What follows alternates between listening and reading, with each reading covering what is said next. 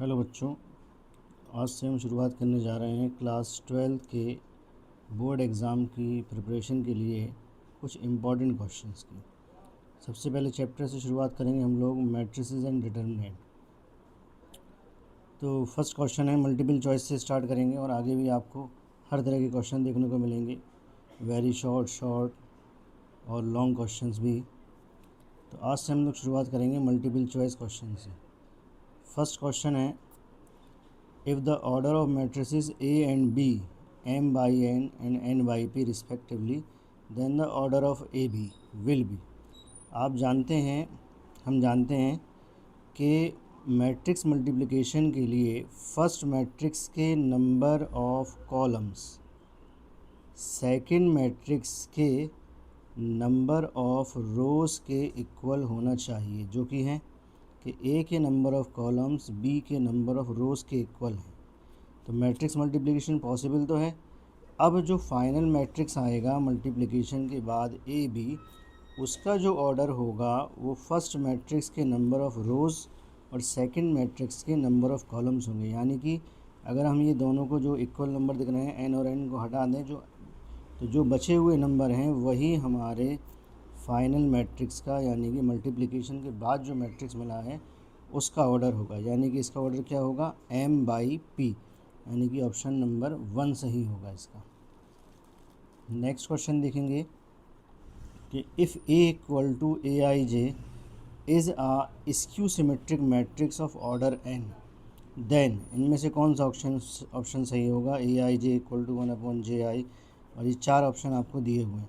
तो हमको पता है स्क्यू सिमेट्रिक मैट्रिक्स होता क्या है। स्क्यू सिमेट्रिक मैट्रिक्स के लिए जो मैट्रिक्स है उसका जो मेन डायगोनल है उसके एलिमेंट सारे क्या होते हैं, ज़ीरो होते हैं। स्क्यू सिमेट्रिक मैट्रिक्स की पहचान ही यही है कि मेन डायगोनल के एलिमेंट्स क्या होंगे, सारे के सारे ज़ीरो होंगे। अब इसमें देखिए मेन डायगोनल के एलिमेंट्स के लिए a I j equal to zero, third option को देखें, a I j equal to zero where i equal to j. जो मैट्रिक्स का डायगोनल होता है उसके एलिमेंट किस टाइप के होते हैं, A11, A22 और A23 इसी टाइप के होते हैं, A33। यानी कि आई और जे की दोनों की वैल्यू कैसी होती है, सेम होती है। आई और जे दोनों की वैल्यू क्या होगी, सेम होगी। तो थर्ड ऑप्शन में क्या दिया हुआ है, a I j equal to zero when i equal to j, यानी कि जब आई और जे इक्वल होंगे तब क्या होगी, हर एलिमेंट ज़ीरो के इक्वल होगा। यही इसकी सिमेट्रिक मैट्रिक्स की पहचान है। इसका मतलब ऑप्शन नंबर थर्ड इसका सही होगा। Next question, the number of all possible matrices of order 2 by 3 with each entry 1 और 2 के ऐसे कितने मैट्रिक्स पॉसिबल होंगे 2 by 3 के कि जिनकी हर एंट्री या तो 1 हो या 2 हो या इन दोनों में से कोई भी नंबर हो। तो ज़रा 2 by 3 का पहले एक मैट्रिक्स बनाते हैं हम लोग, ये कि जिसमें 2 रो हों और 3 कॉलम हो, 1 2 3, 3 कॉलम और 2 रो, तो ये हो जाएगा 2 by 3 का।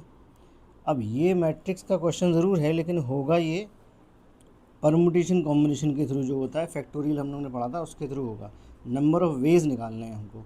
तो यहाँ पर एंट्रीज़ कितनी हैं, इस मैट्रिक्स में कितने एलिमेंट्स हैं, 1 2 3 4 5 6, 6 स्पेसिस को हमको 2 एंट्री से भरना है, 1 और 2, यानी कि हर स्पेस के लिए हमारे पास 2 चॉइसेस हैं। तो 1 पहली स्पेस के लिए 2 चॉइस, दूसरी स्पेस के लिए, थर्ड स्पेस के लिए, फोर्थ के लिए, फिफ्थ के लिए और सिक्स्थ के लिए। यानी कि आंसर क्या हो जाएगा इसका, 2 पावर 6, 1 2 3 4 5 6, 2 पावर 6। 2 पावर 6 किसके इक्वल होता है, 64 के। यानी कि फाइनल आंसर क्या होगा, 64। आगे देखेंगे क्वेश्चन नंबर 4। बीच में ये अलग टाइप का क्वेश्चन आ गया, आगे मल्टीपल चॉइस ही मिलेंगे आपको। क्या है, for 2 matrices P and Q transpose, matrix P दिया है और मैट्रिक्स Q का ट्रांसपोज दिया है, then find P minus Q। तो बहुत आसान है, P तो आपको दिया हुआ है, P माइनस Q हमको फाइंड आउट करना है। तो P दिया हुआ है 3 4 -1 2। अब इसमें -1 2 और थर्ड रो है 0 एंड 1, इसमें से हमको माइनस करना है Q को। तो Q ट्रांसपोज दिया हुआ, तो Q ट्रांसपोज से Q कैसे निकालते हैं, कि रो को कॉलम बना देते हैं, रो को कॉलम बना, जो क्यू की रो है उसको हम किस में लिख लेंगे, कॉलम में लिख लेंगे। दूसरी रो है 1 2 3, तो इसको हम दूसरे कॉलम में लिख लेंगे। अब इसको हम आसानी से माइनस कर सकते हैं। मैट्रिक्स में माइनस किस तरह से होता है, करस्पॉन्डिंग एलिमेंट्स माइनस हो जाते हैं। तो 3 माइनस माइनस 1, 3 माइनस माइनस 1 बनेगा 4, 4 माइनस 1 बनेगा आपका 3, -1 -2 बन जाएगा -3, 2 -2 बन जाएगा 0, 0 -1 बन जाएगा -1 एंड 1 -3 बन जाएगा -2, यानी कि p माइनस क्यू की वैल्यू आ गई 4 3 -3 0 -1 -2। नेक्स्ट क्वेश्चन पे आते हैं। आप लोग कॉपी पेन लेके बैठे और नोट भी करते जाएं साथ साथ। इससे क्या है, आपके पास काफ़ी सारे क्वेश्चंस का कलेक्शन हो जाएगा, जो कि आपके बोर्ड एग्ज़ाम में हेल्पफुल होगा।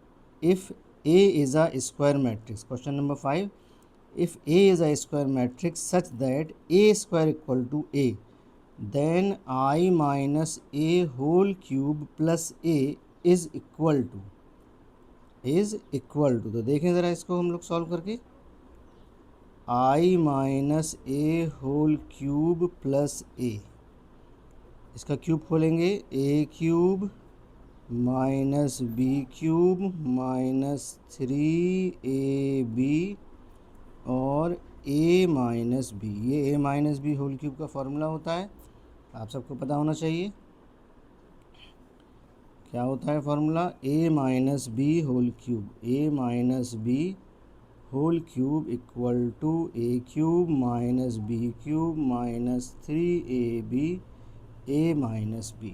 यही फार्मूला हमने अप्लाई किया है। I for identity matrix, identity matrix का क्यूब करेंगे आई होगा, आई क्यूब को हम लिख सकते हैं आई स्क्वायर इंटू ए माइनस 3IA। मैट्रिक्स में आई जो है वो 1 की तरह वर्क करता है, तो -3A का आई में मल्टीप्लाई होगा तो 3A आएगा, -3A का ए में मल्टीप्लाई होगा तो minus minus plus and 3A square plus A. यहाँ हम ए स्क्वायर की वैल्यू पुट कर देंगे, ए स्क्वायर आपको दिया हुआ है ए के इक्वल -3A, यहाँ पर भी ए स्क्वायर जो है ए के इक्वल दिया हुआ है एंड प्लस ए, 3A से 3A कैंसिल हो जाएगा, ए इंटू ए स्क्वायर होगा, जिसकी जगह पर चलिए फिर से लिख देते हैं ए स्क्वायर प्लस ए, और ए स्क्वायर की प्लेस पर फिर से हम यहाँ पर ए लिख सकते हैं, ए से ए कैंसिल हो जाएगा, बचेगा आई, यानी कि आंसर होगा ऑप्शन नंबर 1। नेक्स्ट क्वेश्चन देखते हैं, question number 6, if A and B are symmetric matrices of same order then AB minus BA। ये आपको डायरेक्टली याद करना पड़ेगा, कुछ डायरेक्ट रिजल्ट होते हैं कि AB माइनस BA क्या होगा, AB माइनस BA हमेशा स्क्यू सिमेट्रिक मैट्रिक्स होगा, इसको याद रखेंगे। क्वेश्चन नंबर 7 है, if the matrix A is both symmetric and skew symmetric then, कोई मैट्रिक्स है अगर वो सिमेट्रिक भी है और स्क्यू सिमेट्रिक भी है तब क्या होगा।